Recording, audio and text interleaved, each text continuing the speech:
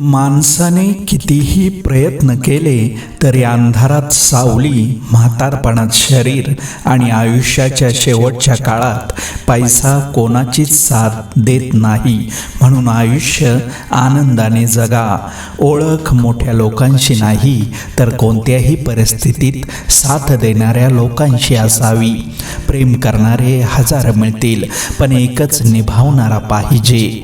सन्मान प्राप्त झाल्यावर ज्याला गर्व होत नाही, अपमान झाला तरी जो क्रोधित होत नाही आणि क्रोधित झाला तरी जो कठोर शब्द उच्चारत नाही, तोच मनुष्य सर्वश्रेष्ठ असतो. संपर्कातल्या व्यक्तींना पारखताना स्वतःच्याच नजरेने पारखावे. दुसऱ्यांनी दिलेला चष्मा घालून पारखल्यास बऱ्याचदा त्यांची खरी ओळख होतच नाही. सुंदर आयुष्यासाठी निर्मळ मन, सकारात्मक दृष्टिकोन, विधायक विचार आणि त्याप्रमाणे कृती या गोष्टी जर आपल्याकडे असतील तर जगात करण्यासारखे खूप आहे. त्यासाठी कष्ट जरूर आहेत आणि अपयशाचा सामनाही करावा लागू शकतो, परंतु आपण ठाम राहिल्यास अपेक्षित यश आणि त्याचे चिरकाल समाधान निश्चित मिळते. दुःख गरुडाच्या पावलाने येते आणि मुंगीच्या पावलाने जाते. दोष लपवला की तो मोठा होतो आणि कबूल केला की नाहीसा होतो. गवताची दोरी वळली म्हणजे तिने मत्त हत्ती सुद्धा बांधला जातो. चारित्र्याचा विकास सुसंगतीत होतो तर बुद्धीचा विकास एकांतात होतो. कडू घोट प्रेमळ माणसाच्या हातून दिल्यास तो कमी कडू लागतो. लक्षात ठेवा, 10 चांगल्या कामांपेक्षा एक वाईट काम जास्त काळ आठवणीत ठेवले जाते. निर्णयाची घाई असलेल्या माणसांशी चर्चा करताना अगदीच सुरक्षित वाटत नाही. मित्र गरज म्हणून नाही तर सवय म्हणून जोडा, कारण गरज संपली जाते पण सवयी कधीच सुटत नाहीत.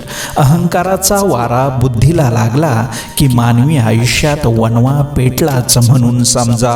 दुर्गुणांना अनेक रूप धारण करता येतात आणि त्यांच्या मोहात पडावं इतकी ती आकर्षक असतात. पोटाच्या भुकेने माणूस मरतो आणि पैशाच्या भुकेने माणुसकी. आपल्याला होणारा सर्वात मोठा आनंद म्हणजे आपण समोरच्या व्यक्तीला बरोबर ओळखणं की हाच तो असावा, कारण त्यात आपल्या आत्मपरीक्षणाची तृप्ती असते. म्हणून तो आनंद सर्वश्रेष्ठ. आयुष्यात आपल्याला ज्या लोकांमुळे त्रास होतो त्यांचे खरं तर आपण आभार व्यक्त केले पाहिजेत, कारण त्याच लोकांमुळे कसं वागायचं आणि कसं जगायचं हे आपल्याला अचूकपणे शिकायला मिळतं. वेळेअभावी संगत तुटली तर तुटू द्यात, पण संवाद तुटला नाही पाहिजे. संवाद हा चांगल्या नात्याची रक्तवाहिनी असते. कुठल्याही गोष्टीचा कधीच अहंकार करू नका. छोटासा खडा देखील तोंडातला घास बाहेर काढायला भाग पाडतो. सोनं अंगावर घातले म्हणजे माणूस मौल्यवान होतो असे नाही. तेवढ्या कॅरेटची शुद्धता माणसाच्या विचारात असायला हवी. आयुष्यात परिस्थितीने श्रीमंताला सलाम आणि गरिबाला गुलाम कधीच करायचा नसतो. सुखाच्या शोधात रहदारीच्या वाटेवरून न जाता आपल्या मैफिलीसोबत नवी वाट निर्माण करत जाणे म्हणजे जगणं होय. स्वप्न पाहतच असला तर मोठंच पहा, लहान कशाला, कारण मोठी स्वप्नेच माणसाचं रक्त ढवळू शकतात. जो खूपच सुरक्षित आहे तो असुरक्षित आहे. आपण महान गोष्टी करू शकत नाही तर महान मार्गामध्ये लहान गोष्टी करा. यशाकडे नेणारा सर्वात जवळचा मार्ग अजून तयार व्हायचा आहे. आनंदी मन, सुदृढ शरीर आणि आध्यात्मिक श्रद्धा या तीनही गोष्टी लाभणं म्हणजे अमृत मिळणं. ज्या व्यक्तीला फक्त पाहिल्यावरच आपलं मन प्रसन्नतेने भरून येतं त्या व्यक्तीशी आपलं मागच्या जन्माचं काहीतरी ऋणानुबंध असतात. ठेच लागल्यावर स्वतःला सावरता यावं एवढी ताकद तर प्रत्येकात असणं फार गरजेचं असतं. दुसऱ्यांची प्रतिमा मलिन करून त्यावर स्वतःचे स्मारक उभारण्यापेक्षा स्वतःची प्रतिमा तयार करून विचारांचा किल्ला उभारला तर तो नेहमी अभेद्य राहील. नुसतं आपलं म्हणून चालत नाही, आपल्यांनी पण आपल्याला मनापासून आपलं समजावं लागतं. यशस्वी आयुष्याचा प्रवास करताना भूतकाळातला पश्चाताप आणि भविष्यकाळाची काळजी सोडली की वर्तमानातला सुंदर आनंद हा कस्तुरीपेक्षा मौल्यवान असतो. नातं कुठलंही असो, तिथं प्रेम हे मनापासून असावं, शब्दांपुरतं नाही. आणि राग हा शब्दांपुरताच असावा, मनातून नाही. आपण जेव्हा कोणासाठी तरी चांगलं करत असतो तेव्हा आपल्यासाठी सुद्धा कुठेतरी काही चांगलं घडत असतं, इतकंच की ते आपल्याला दिसत नसतं. फार कमावून गमावण्यापेक्षा मोजके कमावून जतन करणे महत्त्वाचे आहे, मग तो पैसा असो की माणसं.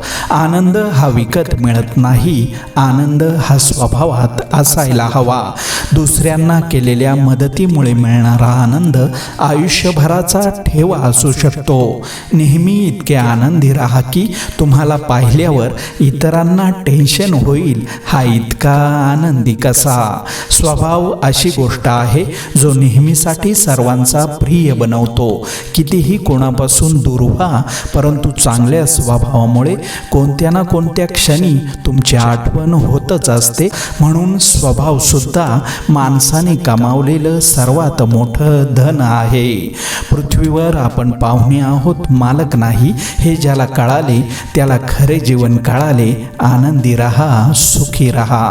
दुसऱ्याच्या पराभवाची वाट बघणाऱ्याला हे समजतच नाही की तो दुसऱ्याच्या वेगावर लक्ष ठेवता ठेवता त्याचा स्वतःचा वेग आपोआपच कमी होत असतो. परमेश्वराच्या न्यायालयात न्याय फार वेगळा असतो. शांत राहून चांगलं कर्म करावं, इथं प्रत्येकाचा खटला चालू आहे. फक्त वेळेची वाट बघा, निकाल सगळ्यांचा आहे.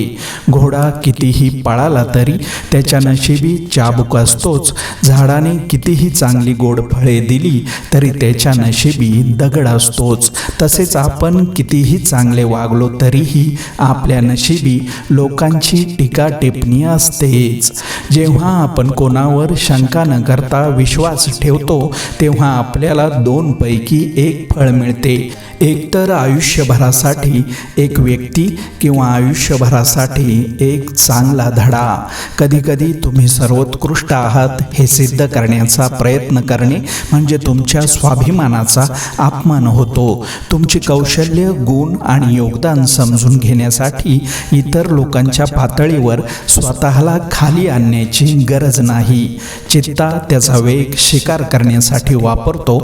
आपण कुत्र्यांपेक्षा अधिक वेगवान आणि बलवान असल्याचे सिद्ध करण्यासाठी नाही. म्हणून ज्यांच्याकडे तुमच्या मूल्यांची व ताकदीची योग्य किंमत करण्याचे कौशल्य नाही, अशा लोकांसमोर तुमचे मूल्य सिद्ध करण्यात तुमचा वेळ आणि शक्ती वाया घालवू नका.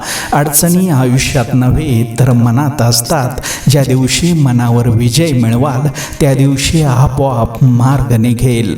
तुमच्याकडे काय आहे किंवा काय नाही हे महत्त्वाचं नाही, तर असलेल्या परिस्थितीत तुम्ही कसे जगता हे महत्त्वाचं आहे. प्रतिक्रिया देण्यापेक्षा प्रतिसाद द्या, बदल निश्चित घडेल. मग ती परिस्थिती असो वा मनस्थिती. आयुष्यात कोणतीच गोष्ट कधीही कायमची नसते.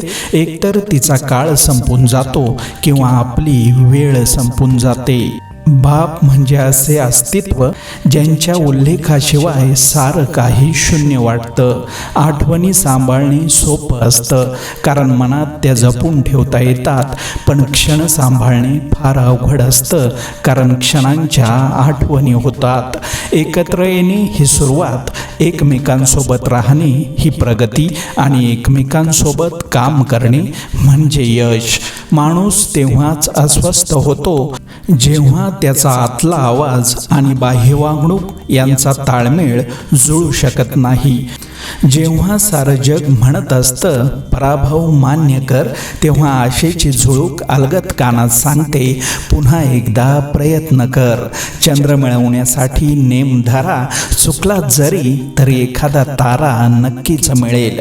माझं कसं होईल हा प्रश्न मला कधी पडत नाही, कारण सूर्य हा बुडताना दिसतो पण तो कधीच बुडत नाही. त्याप्रमाणे उमेद, विश्वास व कष्ट हे ज्याच्या जवळ आहे तो कधीच अपयशी होऊ शकत नाही. धाडसी माणूस भीत नाही आणि भिणारा माणूस धाडस करत नाही. जगात धाडस केल्याशिवाय कोणालाच यश मिळत नाही.